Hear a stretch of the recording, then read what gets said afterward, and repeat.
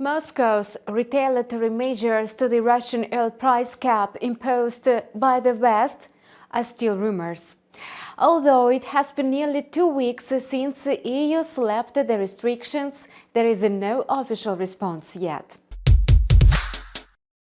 The situation appears to be testing investors' nerves. They are increasingly afraid of a real ban on oil supplies to countries that have joined the initiative. Against this background, oil prices are gradually gaining value. Thus, the current level of $82 per barrel is not the limit. If Russia introduces this ban, oil prices will instantly jump above $90 and probably settle at the $100 mark. Everything will depend on the Russian government's decision.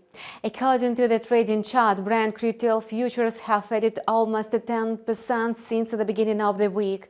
The quote broke through the $80 mark and perked at the level of 83.15. According to short-term time frames, the asset entered overbought territory, and this may lead to a technical pullback.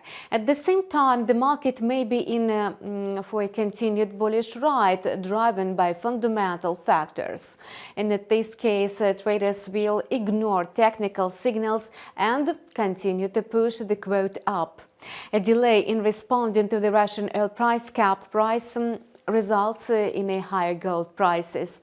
The fact is opposite when it comes to the ruble. The US dollar is steadily heading for the mark of 65 rubles. However, a similar pattern has occurred 3 times since May.